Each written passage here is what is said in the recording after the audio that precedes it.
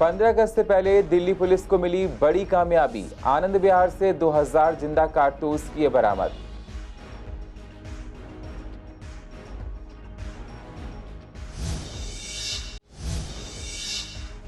Shastri park में Chinese मांझा ने ली एक युवक की जान। बाइक चलाते वक्त कटा गला। मृतक राखी का त्योहार मनाने जा रहा था घर। युवक नांगलोई का था रहने वाला। परिवार में फैला मातम। कस्तूरबा नगर में 19 साल के युवक की चाकू मारकर की हत्या। हत्या की वजह का पता लगाने में जुटी है पुलिस। पुलिस ने मामला दर्ज कर जांच की शुरू।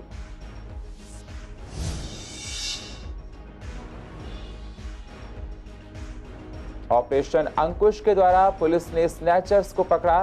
कई घटनाओं को दे चुका है अंजाम। पुलिस ने पास से बटन वाला चाकू, चोरी की मोटरसाइकिल, मोबाइल किया बरामद। पुलिस ने एफआईआर दर्ज कर जांच की शुरू।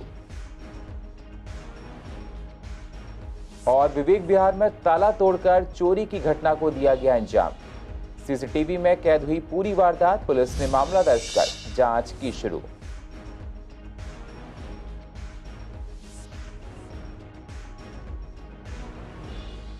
नमस्कार, स्वागत है आप सभी का सीसीएन में। मैं हूं आपके साथ सुनील चौहान और आप देख रहे हैं पूर्व दिल्ली खास। अब होते हैं रूबरू पूर्व दिल्ली की अहम खबरों के साथ। दिल्ली पुलिस ने गोला बारूद की तस्करी में शामिल एक गिरोह का भंडाफोड़ किया है। आनंद विहार इलाके से पुलिस को 2000 से अधिक जिंदा कारतूस बरामद किए गए हैं। पुलिस ने बताया कि इस मामले में एक गन हाउस के मालिक सहित 6 लोगों को गिरफ्तार किया गया है। 15 अगस्त से पहले इतनी बड़ी मात्रा में जिंदा कारतूसों की बरामदगी पुलिस के लिए भी अहम मानी जा रही है। अभी तक ये पता नहीं चल सका है कि इतने सारे कारतूस एक साथ कहां से आए और इनका कहां इस्तेमाल होना था। एसीपी पूर्वी रेंज विक्रमजीत सिंह ने गोला बारूद तस्करी सिंडिकेट का भंडाफोड़ करने पर कहा, यह खेप लखनऊ यूपी के लिए थी। आतंकी एंगल से इनकार नहीं किया जा सकता। खेप ले जाने वाले 2 व्यक्तियों सहित 6 लोग अरेस्ट हुए हैं, जिसमें देहरादून से एक गन हाउस का मालिक, रुड़की और देहरादून से एक व्यक्ति और जौनपुर से एक व्यक्ति गिरफ्तार किया गया है। 6 तारीख को सुबह हमारे आइज एंड डील स्कीम के तहत हमें इनपुट मिला था एक ऑटो ड्राइवर से, जिसने बताया कि 2 लड़कों को उसने स्पॉट किया है आनंद विहार बस अड्डे के पास, जिनके पास 2 बैग्स में काफ़ी कुछ हेवी बैग्स हैं और उसको वो कैरी कर रहे हैं। इमीडिएटली हमारे जो एलपीवी स्टाफ था, हेड कांस्टेबल विक्रांत और कांस्टेबल रोहित, उन्होंने इमीडिएटली रिस्पॉन्ड किया और इन दोनों लड़कों को इंटरसेप्ट करके चेकिंग की तो पता चला कि उनके 2 बैग्स में बहुत भारी मात्रा में और भारी संख्या के अंदर लाइव एम्यूनिशन था। उसको फर्दर वेरीफाई किया तो ये सारा हाई कैलिबर एम्यूनिशन है, विच इज़ यूज जो राइफल्स के अंदर यूज़ हो सकता है और पिस्टल्स और देसी कट्टों में भी यूज़ होता है। कुछ अलग अलग टाइप का एम्यूनिशन था। इसके ऊपर फर्दर कार्रवाई करते हुए हमने मल्टीपल टीम्स को अलग अलग डायरेक्शन में भेजा, जहाँ से जो भी इनपुट्स हमें मिल रहे थे उनकी इंटरोगेशन से तो ये पता चला है कि एक गन हाउस से ये पिलफरेज हो रही थी। देहरादून बेस्ड एक गन हाउस है, उसके ओनर को, लाइसेंस ओनर को भी हमने अरेस्ट किया है और ये बेसिकली आपस में एक गन हाउस से दूसरे गन हाउस के अंदर लाइसेंसेस के बेस पे ट्रांसफ़र करते हैं एम्यूनिशन को और एक्चुअली ये सारा एम्यूनिशन जो है ये पिलफरेज होके क्रिमिनल्स तक पहुंचाया जाता है। इसके अंदर एक इनपुट ये भी मिला है कि मेरठ में जेल के अंदर एक कैदी के थ्रू नेटवर्क इस्टेब्लिश हुआ था, जहाँ से ये इंफॉर्मेशन हमें मिली है और अभी तक इस पूरे सिलसिले में हमने 6 लोगों को अरेस्ट किया है। चाइनीज मांझा, जिसे मौत के मांझे के रूप में पहचाने जाने लगा है, बहन और भाई के पवित्र त्योहार पर इसी मांझे ने एक कारोबारी की जान ले ली। कारोबारी अपनी भांजी से राखी बंधवाकर मोटरसाइकिल से पत्नी और बेटी को लेकर ससुराल राखी बंधवाने जा रहा था। जी हां, अपनी वाइफ को ससुराल पहुंचने से पहले ही शास्त्री पार्क इलाके में मांझे ने कारोबारी के जीवन की डोर काट दी। मृतक की पहचान विपिन कुमार, जिसकी उम्र 35 साल है, हुई है। पुलिस ने शव को कब्जे में लेकर पोस्टमार्टम के लिए भेज दिया है। पुलिस ने एफआईआर दर्ज कर मामले की जांच शुरू कर दी है। दिल्ली में पिछले 3 दिनों से देखा जा रहा है कि मौत के कई मामले आ चुके हैं और सिलसिला रुकने का नाम नहीं ले रहा है। सरकारी बाबुओं से लेकर सत्ता में बैठे नेता मांझे के प्रतिबंध की बात कहकर पल्ला झाड़ लेते हैं। सवाल ही है, अगर मांझा वाकई प्रतिबंधित है तो कैसे इस मांझे से कटकर लोगों की मौत हो रही है। मृतक विपिन कुमार अपने परिवार के साथ नांगलोई के राजधानी पार्क की गली नंबर 4 में रहते थे। परिवार में पत्नी और 3 बेटियां हैं। विपिन कुमार का ब्रेड सप्लाई का काम था। वीरवार को विपिन के घर में राखी का त्योहार मनाया गया था। शाम के वक्त विपिन अपनी पत्नी और छोटी बेटी श्रुति को लेकर गाजियाबाद लोनी ससुराल राखी मनाने जा रहे थे। विपिन मोटरसाइकिल चला रहे थे। उनकी बेटी आगे और पत्नी पीछे बैठी थी। जब वे शास्त्री पार्क पहुंचे, अचानक से मांझा की विपिन के गले पर आ गया। विपिन कुछ समझ पाते इतने में उनके गले से खून तेजी से बहने लगा। उन्होंने हाथ से मांझे को हटाने की कोशिश की तो हाथ कट गया। किसी तरह से मोटरसाइकिल को रोका और पत्नी और बेटी को नीचे उतारा और खुद मोटरसाइकिल से नीचे उतरते ही सड़क पर गिर गए। पत्नी ने हेलमेट उठाया तो वह दंग रह गई। पति की गर्दन बहुत गहरी कटी हुई थी। लोगों से मदद लेकर महिला ने पति को घायल हालत में ट्रॉमा सेंटर में भर्ती कराया, जहां डॉक्टर ने मृत घोषित कर दिया। विपिन की मौत से उनके परिवार में मातम पसरा हुआ है। राखी के पावन त्योहार पर एक बहन ने अपने भाई को हमेशा के लिए खो दिया। कस्तूरबा नगर में एक 19 साल की युवक की चाकू मारकर हत्या कर दी गई। युवक 8:30 बजे बहन से राखी बंधवा कर गया था कि बाहर से कुछ खाकर आ रहा हूं। थोड़ी देर में मां और बहन को पता चला कि युवराज को किसी ने चाकू मार दिया है। वो कस्तूरबा नगर थाने के बाहर पड़ा है। आनन फानन में मां और बहन उसे पास के एक अस्पताल ले गए, जहां डॉक्टर ने उसको मृत घोषित कर दिया है। पुलिस ने मामला दर्ज कर आगे की जांच शुरू कर दी है। युवराज 12वीं क्लास में पढ़ता था। परिवार में मां, बहन और इकलौता युवराज था। पिता की कुछ साल पहले ही मौत हो चुकी थी। गली के 2 लड़के बुलाने आए थे हमें कि ऐसे ऐसे नगर के लड़के हैं, और सब्जी वालों ने बताया कि इसके पीछे 4-5 लड़के भाग रहे थे इसको चाकू वाकू लेकर। मम्मी वहीं पे रोने लग गई। मैं उधर देख के गई, वो एकदम कोने में शिव जी की जहाँ मूर्ति थी एकदम कोने में पड़ा हुआ था। हाँ, शमशान घाट पे इतना खून, इतना ज़्यादा ब्लीडिंग हो गई थी। लास्ट टाइम पे तड़प रहा था, चीख रहा था, पर किसी ने सुना नहीं। शोर शार में नहीं सुना होगा। मतलब लास्ट टाइम पे वो तड़पते मर गया। मुहूर्त वगैरह कुछ था तो 5-5:30 बजे उसने राखी बंधवाई और मुझसे कहता कि चल मैं कुछ खाने जा रहा हूँ, तुझे कुछ खाने तो खा लियो। और इतने में गया और इतने में वापस सुनने में आया कि 2 लड़के आए कि तेरे भाई के बहुत ब्लीडिंग हो रही है, खून हो रहा है। मुझे नहीं पता था वो किससे लड़ने गया है, क्या लड़ाई झगड़ा हुआ है। पर 12th क्लास में है अभी। तो कहाँ पे पढ़ते हैं? यहीं पे पढ़ता है, ओपन स्कूल करता है। अच्छा, उसका एडमिशन कराया था ओपन, अभी नानी के घर से आया था कुछ। सर जैसे घर वालों का फ़ोन आया, बड़े भाई का फ़ोन आया था कि ऐसे ऐसे वहाँ पे मेरी चाची और मेरी छोटी कज़न सिस्टर हॉस्पिटल लेके गए हैं मेरे छोटे भाई को। उसको किसी ने चाकू मार दिया। तो हम लोग वहाँ पे पहुँचे। तो वहाँ पे जैसे हॉस्पिटल पहुँचे तो वहाँ पे ये डॉक्टर्स ने कहा कि नहीं रहे। पूर्व दिल्ली के खजूरी खास पुलिस को एक अहम कामयाबी हाथ लगी है। पुलिस ने कुख्यात स्नैचर को पकड़ा है, जो छीना झपटे की कई वारदातों को अंजाम दे चुका है। पुलिस ने इसके पास से एक बटन वाला चाकू, चोरी की मोटरसाइकिल, एक मोबाइल फोन बरामद किया है। पकड़े गए आरोपी का नाम सद्दाम है, जो खजूरी खास में रहता है। पुलिस ने आर्म्स एक्ट में मुकदमा दर्ज कर जांच शुरू कर दी है। पूर्व दिल्ली के अंतर्गत चोरों के हौसले इतने बुलंद हैं कि दिन दहाड़े चोरी करने से भी नहीं डरते हैं। ताजा मामला पूर्व दिल्ली के विवेक विहार थाना के अंतर्गत का है, जहां पुलिस ने बताया कि वह कुछ समय पहले से ही अपने घर में नहीं रह रहा था और वह दूसरी जगह शिफ्ट हो गया था। इस घर को गोदाम के पर्पज से यूज किया जा रहा था। वह वहां पहुंचा तो उसने वहां सामान इधर उधर नजर आया और कुछ सामान गायब नजर आया।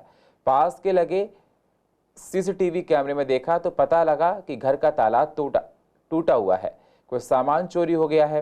पुलिस को कॉल करने पर पुलिस ने मामला दर्ज किया और मामले की तहकीकात में जुट गई है। कुछ इलेक्ट्रिक का सामान वगैरह रखा हुआ था और कुछ बर्तन वगैरह थे पीतल के। कुछ सामान भी ऐसा भी है जो मेरे नोटिस में नहीं है। उसमें से पानी का मीटर, बिजली का पानी की मोटर और आपके मेरे पास एक्स्ट्रा मोटरें पड़ी थी 15-20, जिसमें सारी मिला के थी। पंखे भी थे और पानी की मोटरें भी थी। कुछ तार के बंडल 3-4 नए पड़े थे, 2-3 हो 4 हो, कैलकुलेशन में नहीं है। मेरे हिसाब में लगाता हूँ तो मेरे को 50 से ऊपर 60 भी पहुँच सकता है और 65 भी पहुँच सकता है। एक आइडिया लगा सकता हूँ मैं, क्योंकि मेरे पास फिक्स आइडिया नहीं है। आपको कैसे पता लगा ये चोरी हुआ है? ये ऐसा था जी, एक लड़का है हमारे पड़ोस में, उनके यहाँ CCTV कैमरे लगे हुए हैं और उसने जो है मेरे को बुलाया था शाम के टाइम 7:30 बजे के करीब कॉल करी थी। उसमें उसने जो है मेरे को बताया, अंकल मेरे को शक है कि आपके यहाँ कोई चोरी वगैरह हो गई है, कोई मैंने कट्टे वगैरह देखे हैं। तो उसने मेरे को जो है 2 वीडियो रिकॉर्डिंग दी हैं, वो मैंने वीडियो रिकॉर्डिंग थाने में भी सबमिट कर दिए हैं, आईओ को दे दिए हैं। कौन सा थाना लगाया आपका? विवेक विहार थाना लगता है। ईस्ट दिल्ली की AATS टीम ने ऑटो लिफ्टर को गिरफ्तार किया है, जो दिल्ली NCR में 10 से ज्यादा ऑटो चोरी की वारदातों को अंजाम दे चुका है। पुलिस ने इसके पास से चोरी के 4 ऑटो बरामद किए हैं और पकड़ा गया आरोपी की पहचान अमन जाटव के तौर पर हुई है, जो गाजियाबाद के विजयनगर में रहता है। पुलिस ने मामला दर्ज कर जांच शुरू कर दी है, जिससे और भी बातों का खुलासा हो सके। 58 साल के कॉमेडियन राजू श्रीवास्तव को जिम में वर्कआउट करने के दौरान हार्ट अटैक आया। उन्हें 10 अगस्त को दिल्ली के एम्स अस्पताल में भर्ती कराया गया। दरअसल राजू ट्रेडमिल पर दौड़ रहे थे, उसी वक्त उन्हें चेस्ट पेन हुआ और वह नीचे गिर गए। उनकी हालत गंभीर है, वो वेंटिलेटर पर है। एक्सपर्ट इस पर क्या कह रहे हैं? जो लोग जिम जाते हैं, ज़्यादा एज हो चुकी है, जो लोग जिम जाते हैं उनको कौन कौन सी बातों का ध्यान देना है, क्या बता रहे हैं एक्सपर्ट्स, जरा आप भी सुनिए। दोस्तों, आजकल देखा जा रहा है कि एक्सरसाइज करते टाइम बहुत सारे लोगों को हार्ट से रिलेटेड इशू आ रहे हैं, जैसे हार्ट अटैक या फिर कार्डियक अरेस्ट, जिसकी वजह से उनकी डेथ हो रही है।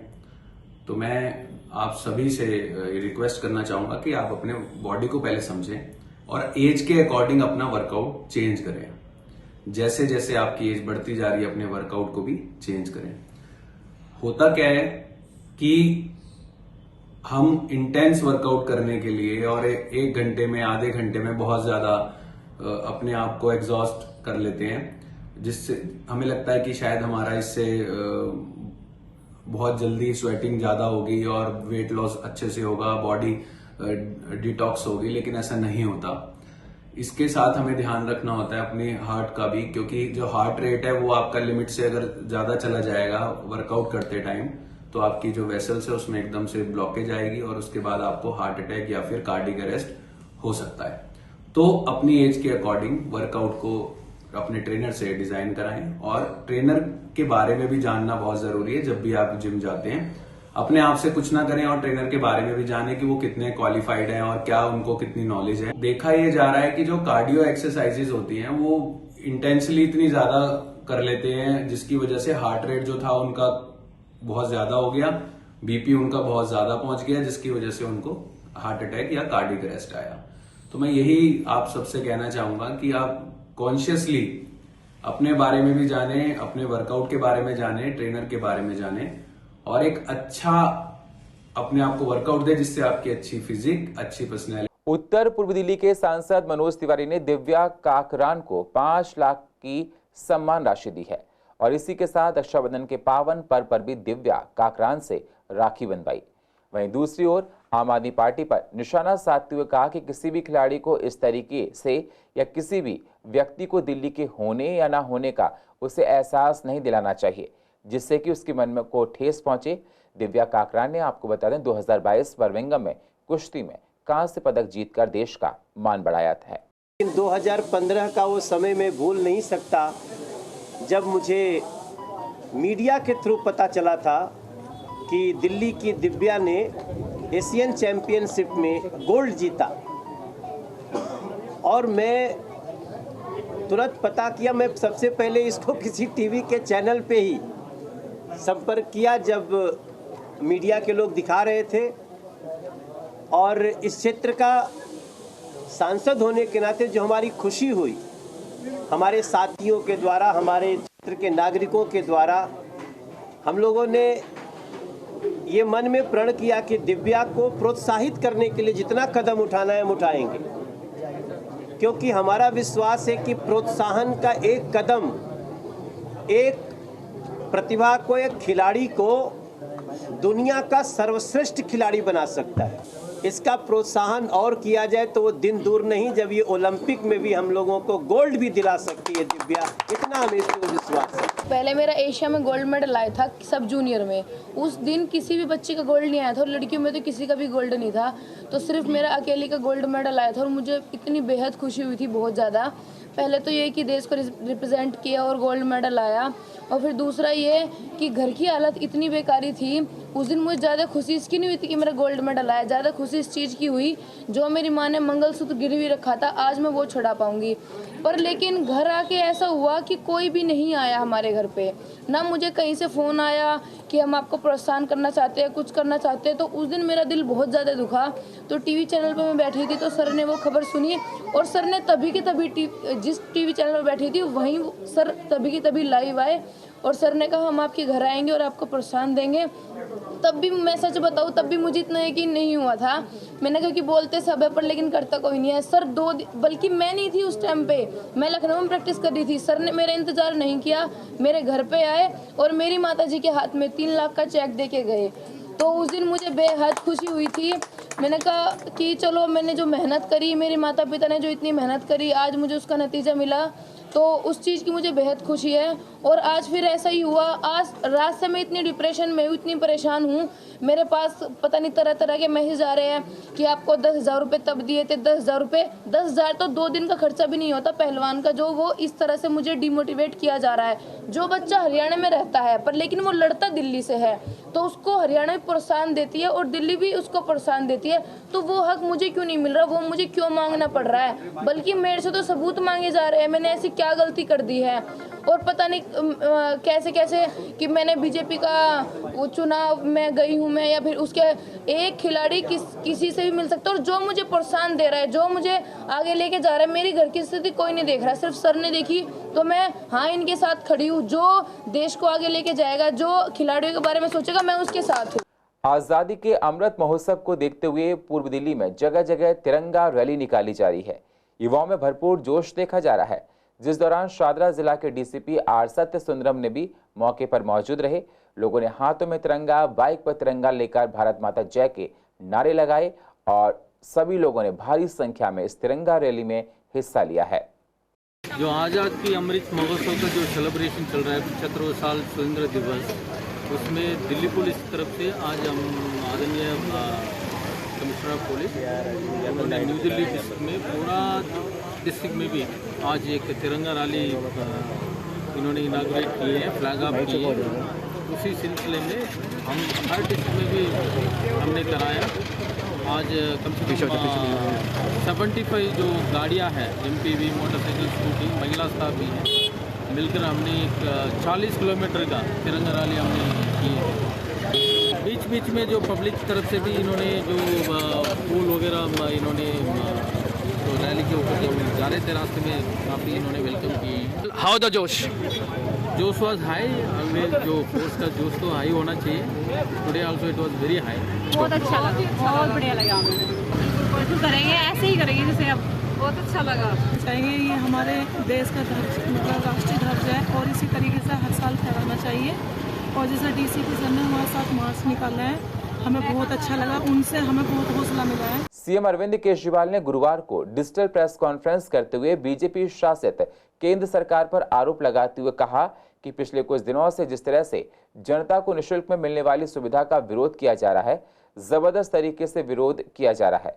कहा जा रहा है कि जनता को सरकार फ्री में सुविधाएं देंगी तो सरकारें कंगाल हो जाएंगी, देश के लिए बहुत आफत हो जाएगी। इन सारी निःशुल्क सुविधाओं को बंद किया जाए। इससे मन में एक शक पैदा होता है कि क्या केंद्र सरकार की आर्थिक हालात कहीं बहुत ज्यादा खराब तो नहीं है। इतना जबरदस्त तरीके से विरोध क्यों किया जा रहा है? सीसीएन के रिपोर्टर ने इस पर ताऊ से बात की, क्या कहना उनका, जरा आप भी सुनिए।